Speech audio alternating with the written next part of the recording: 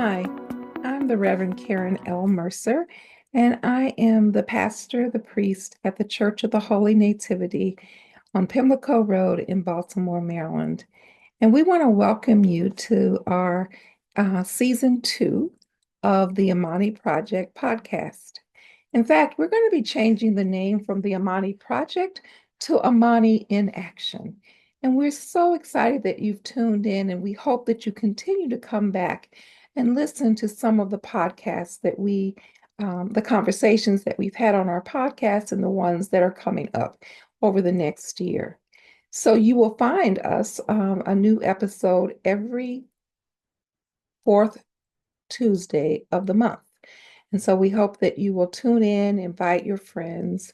We would just love to have you listen to some of the podcasts and also reach out to us and let us know those types of issues or something that may be burning that you want to discuss. Please let us know. And you can do that by reaching out to us at Vicar, that's VICAR, at holynativitybaltimore.org. And we'd love to hear from you. Tonight is our first episode for season 2, and it is on entrepreneurship and business ownership. We would love for you to listen in, and if you have any questions that come up later, feel free to get back with us through that same email at Vicar, that's VICAR at at holynativitybaltimore.org. I hope that you will invite your friends. And like I said, if you would like also to be a part of a live session, one of our live podcasts, let us know that as well. Once again, these podcasts that Holy Nativity is providing on our website and on our YouTube channel are there for you to be able to get information that we think might be of interest to you. But if we're missing the mark, please let us know so that we can get important, viable information out to you as soon as possible, things that you as young adults would like to hear about. Thank you and God bless.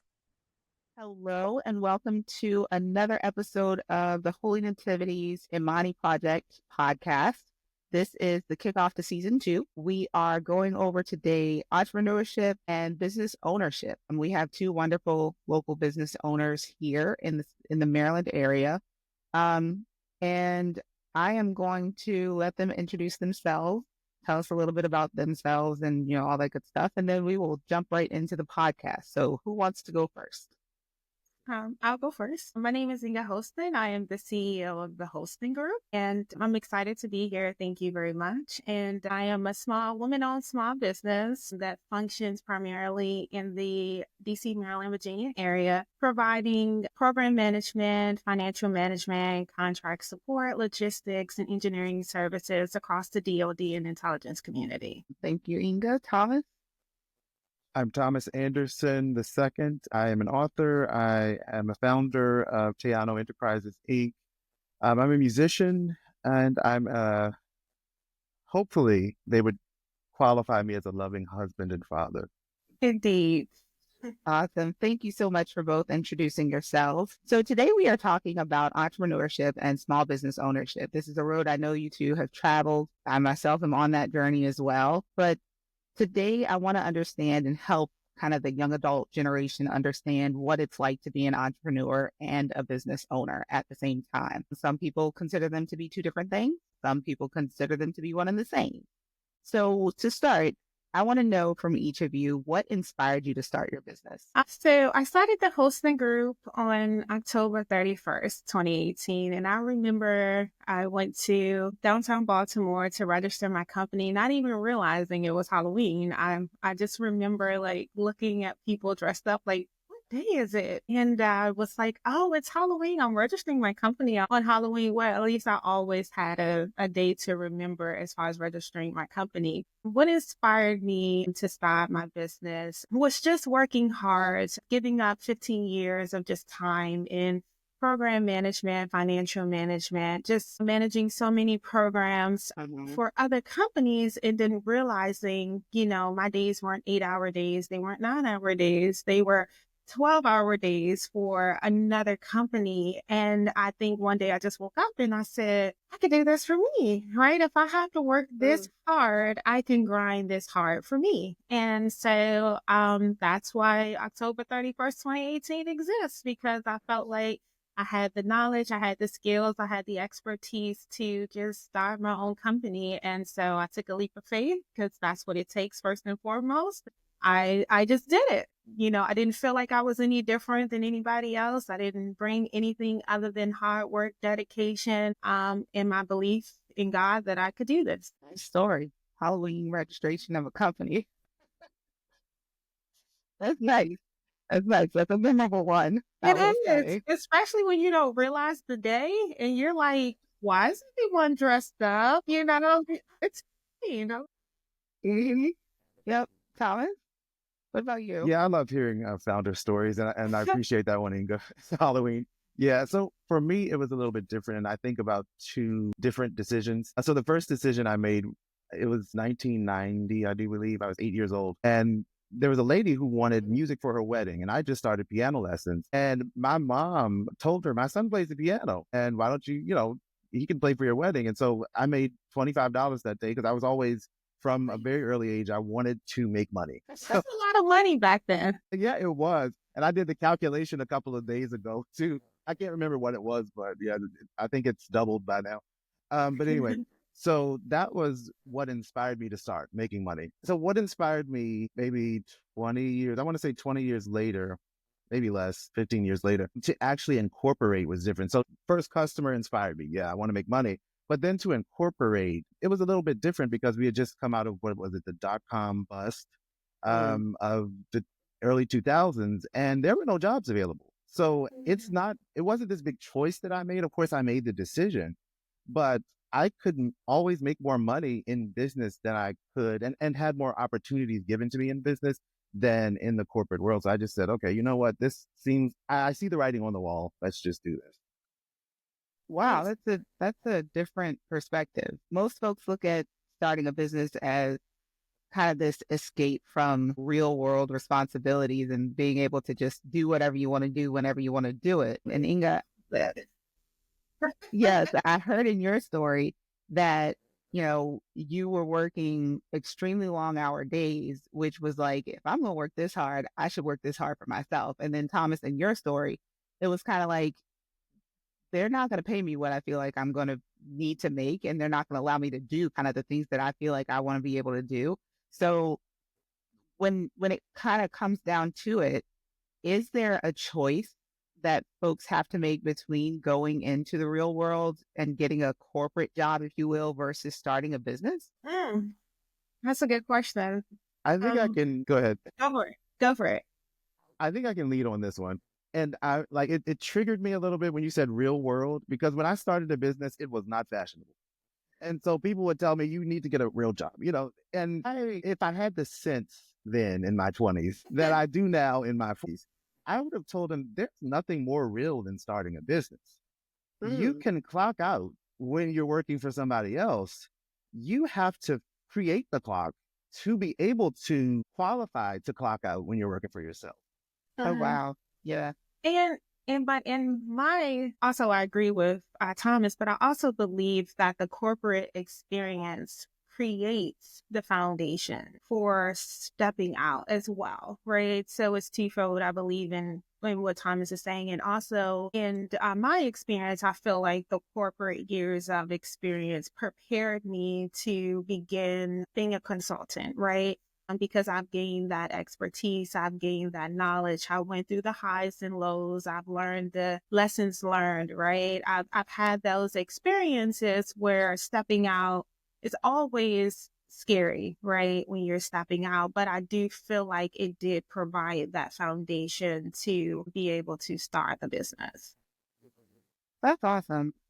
So in your experiences, have you thought about just giving up the business and going back to or getting a corporate job? Like, has there been a moment in your tenure where you're like, yeah, I thought this was going to be a better grind for me, but maybe not. Maybe I should try my hand at, you know, just working for somebody else because this is a whole lot. It just sounds like from what you guys are saying and somewhat from what I've experienced, it's a lot. Mm-hmm. Thomas, I'm gonna take this one. Quit every day. Okay. Every day. Every day I quit. No, just kidding. But it is a grind. I think people need to understand when you're starting your own business that it's not an 8-hour day. And especially if you're a family, like you guys have kids, that's another job. That's your first job, right? And then there's the business. So you find yourself working 14, 16-hour days. And if you get 4 hours of sleep, you're excited, right? You don't have the aging lines and gray hair to go with it. But the one thing about it, it's very rewarding, right? I can look up and say, I did that, right? I accomplished this, even through the bumps and bruises that you may experience. Is it easy to want to feel like you want to give up in business? Absolutely, because there's so many uncertainties, but with risk comes reward, and you have to stick in it for the reward when you're starting your small business, because you just never know what God has in store for you. And I never thought, my company would grow to the level that it is as a small business today. And that's all through my hard work and faith in God's blessings upon me. But yeah, quit every day. I'm getting ready to quit one of this. Thomas, did you want to add? Yeah, I didn't know if you wanted to jump in because it seemed like you had a sentiment there, but I'm happy to go add. ahead. Go ahead. Yeah, I mean, quitting. So it goes back to something that Inga said, risk and reward. And so there's this dichotomy in business. I heard somebody else say grit and grace the other day. I never heard that before. I was like, wow, I like that. But back to your question, yes, I've thought about quitting. I think about quitting periodically. My quitting cycles are more like at the end of a big season or a big project, and then I have to go into something else. Yeah, but you know, like you said, it's rewarding to keep going, especially when you know what you're building, when you know why you're doing it. Simon Sinek is a famous author and expert who always says start with why. And I would take that even a step further. Like when you really want to quit and you're serious about quitting, you might have to do the 5 whys, like just reminding yourself, why am I doing this? And just, come up with that answer. And you just keep going until it hits rock. Yes. And you can have, an anchor in your purpose. You're anchored in your purpose. Like that gives me hope because, a few times I have definitely wanted to fold up shop and come crawling to one of my business owner friends and be like, hey, you got a job I can have? Because I don't want mine anymore. It's easy to do, especially It definitely is. challenges. Yes, it definitely is. Now, one thing both of you kind of touched on is risk. Being an entrepreneur is one thing, or having a side hustle. I'll say that. Having a side hustle is one thing when you still have your main 9 to 5, 7 to 10, 8 to 3, whatever it is. But risk is something that you personally have to accept when you become a full-time entrepreneur or a business owner. How did you guys figure out whether or not you wanted to take that risk? Ooh, that's a really good question. I mean, for me, my thing was my risk was financial security. I needed to make sure that I knew I could be financially secure if I quit my 9 to 5. I knew what finances were going to be there, when they were going to be there, how much they were going to be, time after time after time after time. And it took me years, literal years, to step out and be like, okay, I think I can do this. Mm-hmm. But I still had that think I could do this. Not that I'm going to do this. Yeah, I did.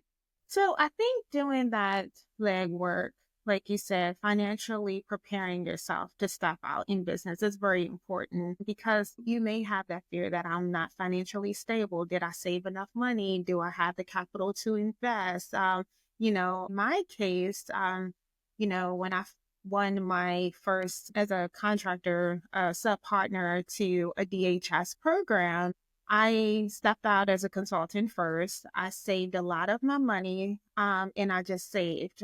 Me and the kids, there was no eating out. I just saved because I knew I wanted to start my business. I knew I wanted to grow my business. And sometimes, if you just want to be a consultant, you're still a business owner, but you're just working for you. When you know you want to be a CEO and you want to lead and mentor other people, it's a little different, right? So I had to make sure I saved my personal dividends so that I could invest in employees when that time came. And then I didn't need a lot of capital from a bank. I had saved my own money so that I could make payroll when I hired my first employee, right? So it's creating that financial foundation, taking those financial courses, talking to banks, just about lending and different things so that you're properly prepared financially when you do step out, because there are so many expenses. The initial registration expenses, just with Maryland Small Business Registry, is not cheap, right? And then there's the EIN with the IRS, right? Just to start. And then there's the website to market yourself. And then there's an email so that you have a domain. And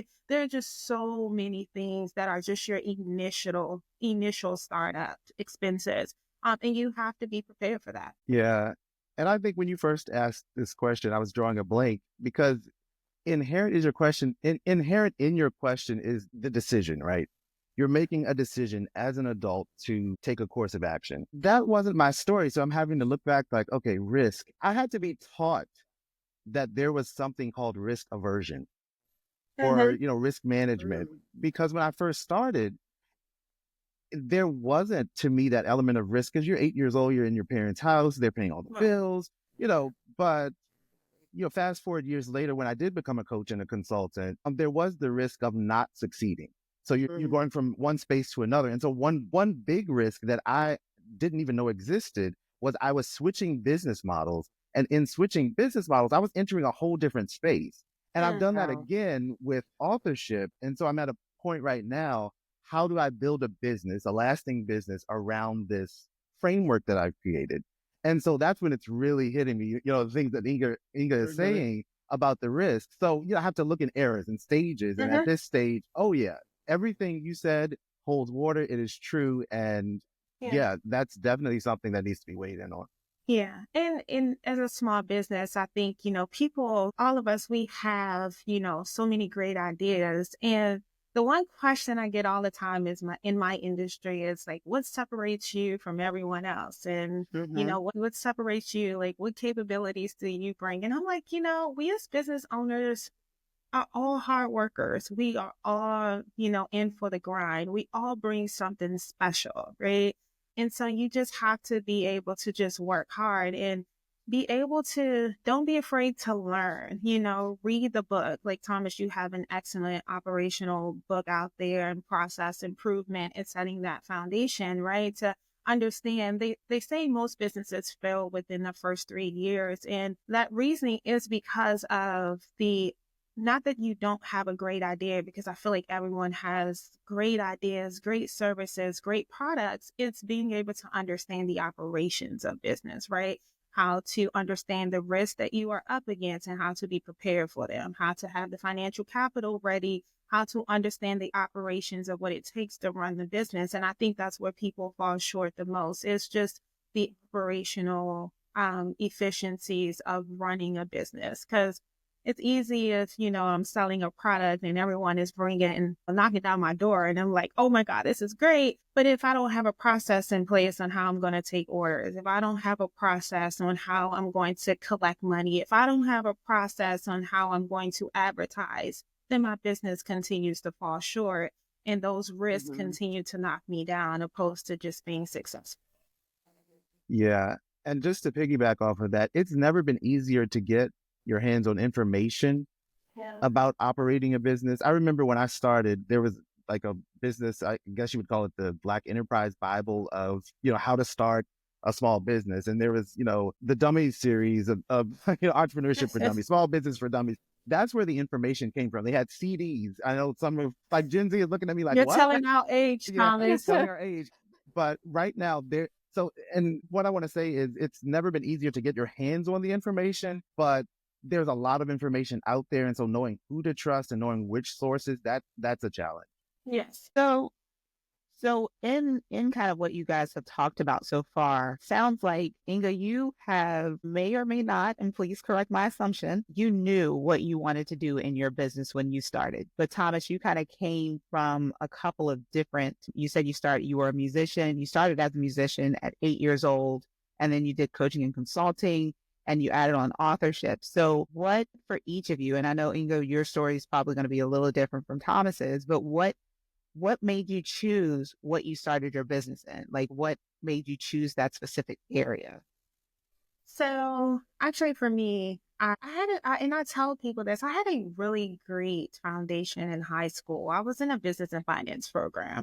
And most of those programs don't exist. Then HD Woodson, business and finance. But I remember just, learning accounting, learning about investment, learning about finance, learning about marketing. And like most people never got that opportunity just in high school. So I felt like high school actually prepared me and set the foundation that I knew I liked numbers. I knew I liked accounting. I knew I liked project management.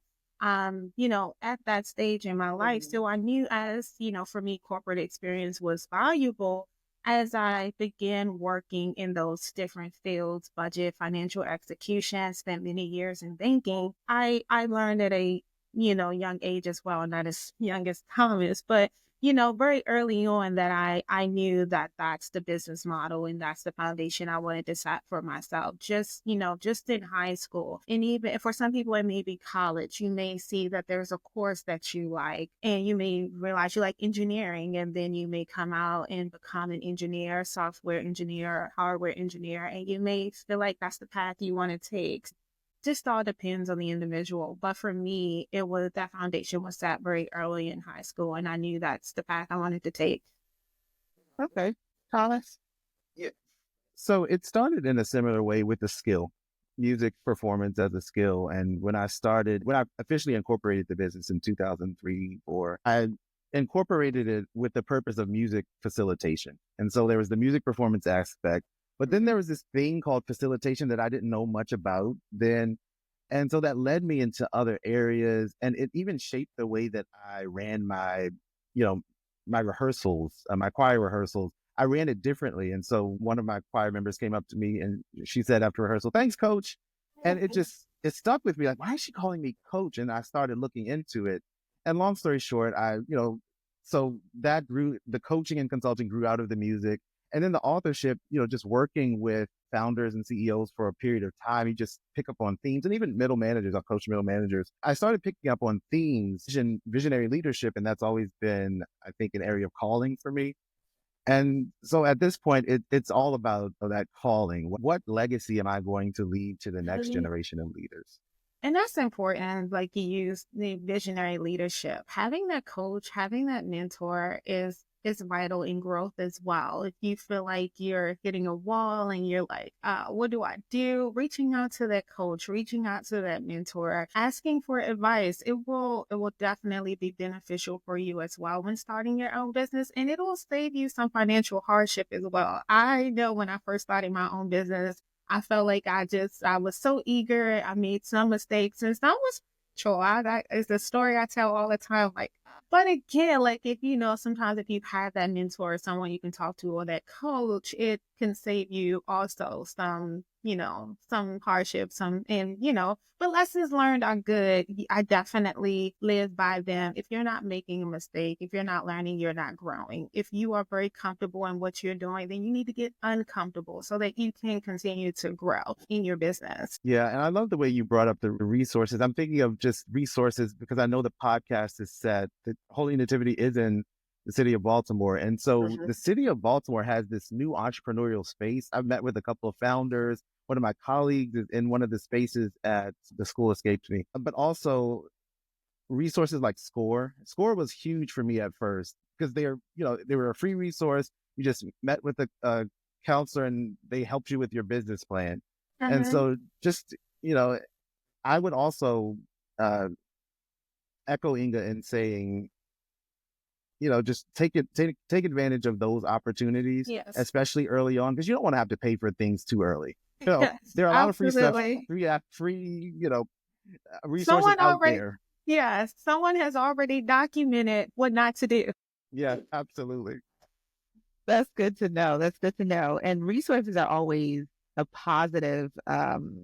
a positive support factor in, making the decision to start a company or to grow a side hustle, things like that. And what kind of I've been hearing kind of weave through both of your stories in this conversation is that you have somebody that's there for you, but you also had to do a lot of internal work to make sure that you could continue on the path that you kind of carved out for yourself. So what do you do either on a daily, monthly, weekly basis that helps you stay in the mindset of I have to grind, I have to do what I need to do? Like what are some things that you can't forsake, I guess maybe the right word, um, because you have a purpose in your organization. Prayer daily, sometimes twice a day. 3 4 times. So it's just staying focused, as Thomas says, staying focused in your whys, right? Knowing your whys, why you're doing this. For me too, I was such a great recruiter. Like I always enjoyed just helping people find careers. I was so good at that. And it actually helped me grow my business because it was another one of the reasons why I was like, wow, I'm bringing all of these people in to recruit for another company. I was like, this is people I could be hiring for myself, right? But you also too have to realize in growing your company, and staying focused, knowing your why. You want to put people first, right? You have to have that mindset to know why you started the business, why people are first, why people are the foundation. Because someone like me, who's not an independent consultant or an independent CEO, people are the foundation, right? So I have to make sure I'm always investing in my people, making sure my people are maturing in their careers, making sure that they're taking those trainings, making sure they are doing everything that they're supposed to do to be good stewards, not only the taxpayer dollar, but their customer, right? And providing that good support. And so I'm always looking at ways to invest in the people because they are truly the foundation. So just staying focused in that why, making sure you have, again, those processes in place to continue to maintain and support a healthy business, and just staying focused on knowing why this is what you wanted to do. Yeah. Prayer is important. I'm glad you Yes. brought that up. And I would even say prayerful reflection is what gets me through most mornings. It's easy to, just grind and look up one day and say, how did I get here? Yes. And I've been there. And so that reflection helps me to just take a moment, 5 minutes or so, and just look at how I got to this place and where the business needs to go in the future. And I just want to share this really quickly. I was at that point back in 2015. I found out that managers were becoming coaches, and that was internal managers. And so I had to shift my business in order to give myself a competitive edge because, unlike Inga, I didn't have the Fortune 500 corporate experience. I had to say, okay, what? And so through prayer, I was able to, actually beg, plead with the Lord, but actually hear from Him on what to do next. And He showed me, I want you to return back to vision development. That's something that's been a long-standing thing for me. And so with that came the book and everything else. But that book is serving as, a differentiator. And so with that reflection, that reflective time, just I can't underscore that enough to build that into each day, even if it's for 5 minutes. Yes, I agree. Awesome. So, another question, sorry, it just literally just left my head. It will come back. I promise it will come back. But really quickly, well, not even quickly, but can you guys tell me some of the myths that are out there and that you've heard on your business journey about being a business owner? Oh, you only work 8 hours a day. Biggest myth. That's a big one. That's a big one. It's not as easy as it looks. It's not. But just the hours get me all the time because it is truly an investment. It's personal investment, financial investment. It's an all around investment. So with investing takes evaluating, how your stock is doing, how your bonds are performing, right? And eventually looking at that return on investment, right? But yeah, definitely the hours for me. What are the biggest myths in starting a business? This one is debatable. Starting a business is a risk. And I say it's debatable because you could be in a season where it feels like the biggest risk in the world, and it is a risk. But it does come back to that, and I love it, risk and reward. Because you can cross into a season where it looks like going back and getting a job is It's a easy. bigger risk than continuing or starting a business. There is risk involved in business. Any others? Can't think of anything else that would be a really big myth. What about the money aspect? Because I know when I talk and Oh, hear from young folks, their big thing is, I'm gonna start my own company and I'm gonna be a millionaire in 2 years. let me know what business they have so I can copy. Another biggest risk I found is that the bank is always willing to help small businesses, right? The banks are there for you. Yeah, that's a myth. You can rely on the bank when you don't need the bank. Yeah. Gotcha. That's a good one to know. That's a good one to know. Yeah. So, I mean, there may be different businesses with a different mindset, but it's just you have to be financially postured to start a business because it's risk, and for a bank, they have to assess the level of risk they are willing to take to invest in your small business. So, you have to be careful in thinking that, someone's going to give you money to start. Um, Having that business plan, even still, it's just a plan. The bank needs to, see a strategic operational growth development strategy, whatever all of that means in one sentence, right? So like just that, financially the means will be there. No, that's definitely a myth. Gotcha. I did remember the question that I wanted to ask you guys. In the conversation, we've talked about, the toll that this can take on a person themselves, but how do you manage your business with your personal life? I know both of you have kids, so how do you manage a family with a business? Because in my experience, business is just as demanding as having a family is. So you get a really nice laptop and a bag to go with it to put it in. And as you're traveling to volleyball and you're sitting in the parking lot for 2 hours, you log in and, conduct your financial statements for for the month and respond to your employee emails. And then when it's time to leave volleyball and transfer the chair, you take that wonderful laptop and put it back in your bag and you go sit in chair practice for 2 hours and you log in again and you respond to your monthly government deliverables.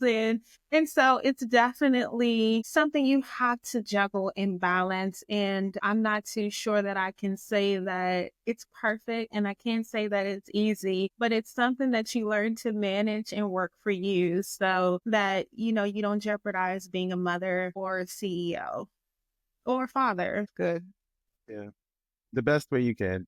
Yeah, it truly is. I wish there was an art to it, but there isn't. You really do have to have good time management and project management skills to say, from this hour, I'm going to do this. I plan out everything, as you know. I always have a list of tickets that I need to respond to, some action that I've created for myself that I have to make sure that I address. So it's having a really good time management, project management, scheduling, resource management, just having that overall experience and being able to, juggle it all. Yeah, that's good. And even in what Inga's saying, I'm hearing a piece of, just like a kernel of wisdom. You have to know your business. You have to know every task that is associated with your business. Yes. Because then that's really, for me, that's the key to my time management. If I know I have a 2-minute task and, I have 2 minutes to wait for the kids coming out of school, then I'm like, okay, I'm going to do this on my phone. Right. I'll do this task. That's how I've learned how to, my wife says that I make waves. That's how I've learned how to juggle it without making too many waves. Yeah, nice. Gotcha. And honestly, too, when you're, your family or your business owner, also understanding that there is no handbook, there is no rule book, there is nothing but you figuring it out.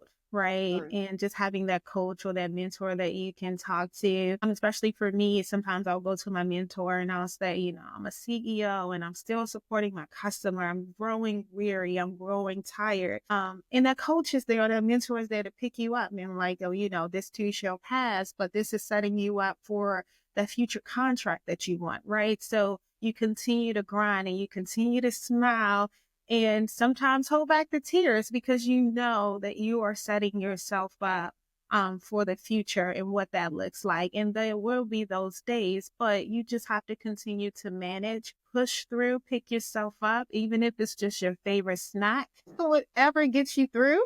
You take that time for you and know that each day will get better as you manage your priorities. That's awesome. I appreciate those wisdom nuggets because, again, being new to this scene is definitely not the easiest thing to understand how to balance personal and business life. And sometimes I wonder if I'm doing it right versus doing it wrong. Yeah. And so, question for you guys again, both of you have kids. How do you incorporate your kids in business? Like, do you allow them to help? Do they want to help? Do they support your business? Are they like, listen, I don't want to hear nothing else about any of your stories? Like, how are your kids involved, or are they? Um, no, my kids are not. I want to get my oldest to work with me. And she's like, I'm gonna work for you. I'm gonna go down the street and I'm gonna go babysit. But you could be learning operational efficiencies and you can be learning how to lead people. And no, I like the kids. I'm gonna teach at the missions trip and teach kids how to play volleyball and soccer. But your mother is great. She is powerful and mighty. No, yeah, I'm gonna learn how to drive. No, my kids take no interest. All right. Yeah. What way to do it? Right. Just, yeah. So, you're still alone. Gotcha. Thomas, same experience, slightly different. Slightly different. Okay. Yeah, I mean, I think for me, when I have projects that I know are in their area of strength, then it's a sales point, right? So I can involve them in that way. I mean, I think I paid my oldest daughter when I was really up against the wall with the book. She did some revisions and some editing for me. But yeah, I mean, otherwise, they're doing their thing. They want to be kids, and, I don't want to interfere with that. Right. Okay. So they're not opposed to it, but they're just like, Yeah. yeah, I want to live my life and you got Right. yours. So, Right. And, I always say, my mother used to talk, like I started working at the age of 14 and I was very fortunate. My first job was at, Coopers and Lybrand, which is now PricewaterhouseCoopers, right? So at 14, I had a job in one of the top accounting firms. And my mother used to always say, you have all your life to work. But I was like, Mom, this is one of the big accounting firms, right? Yeah. But, I think, my kids just have different interests, in what they want to do and how they want to serve and give back. So I respect that as well. that's awesome. In the last few minutes that we have, I have a question, and this is the one that I kind of saved for last before we do our kind of outros and things like that. Do you have any regrets in becoming a business owner? Absolutely not. I would do it all over again, the exact same way. Thomas? I'm sure I do. Nothing comes to mind right now. And there are seasons of regret and seasons of fulfillment. And I think I'm in more of a season of fulfillment right now. Had you caught me 2 weeks ago, I probably would have had a different answer. Right. Then that's a good way of putting it. That's actually an awesome way of putting it. Even in my highs and lows and days that I want to quit, and like I told you, and jokingly, I say it every day, but truly and honestly, I just love the fact that I can give back. I love that I can grow people as you, Thomas, mentor and coach. And I think I enjoy that more than anything. And so when times get hard or you may feel like, what have I done? Or do I have regrets? You look back and you're like, okay, knowing those whys, like, oh, that person, I just grew. Oh, that person got customer kudos. They're amazing. Or this person just achieved a certification because, I helped them get there. It is so rewarding. And We just gave back to Hazelwood Elementary Middle School in Baltimore December 18th. And I took my employees, and one of my company perks is I give employees hours to give back and to get community service. And most people can't say that they get paid to perform community service, right? Right. But it's my way of giving back. Just being able as a small business to go to this school and give back and just see the smiles on this, first and second grade classroom. It was amazing. And it touched my heart more than anything. And giving back is a friendly reminder as to why I do it. Awesome. So, any advice that you would give to a young adult, um, just any pearls of wisdom that you would give to a young adult thinking about either starting up a side hustle, becoming an entrepreneur, starting their own business because they've had, a little bit of success doing what they're doing on the side? I would tell them do it.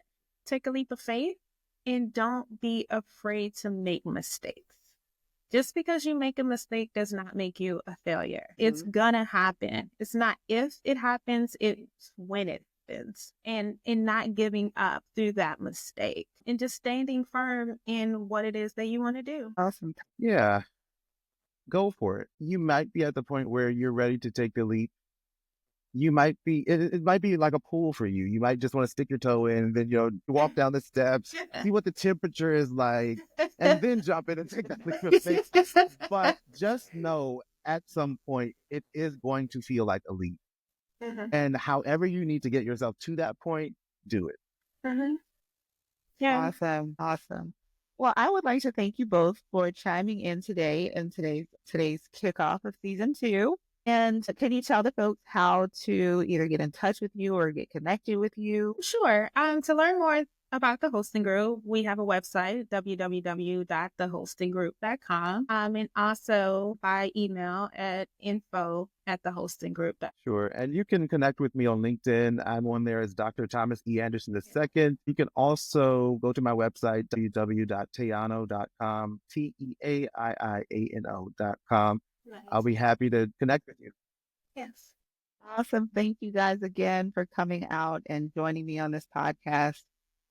It was great to talk to you guys. We will probably bring you back again to do a live podcast session with a few youngsters that we have from the Sutton Scholars. So I will keep you guys aware and abreast of any new developments and things like that as we communicate with them this year again. And again, I look forward to it. Thank you again for coming out, and I will see you at the next podcast. Thank Bye. you. Thanks for having me. Thank you.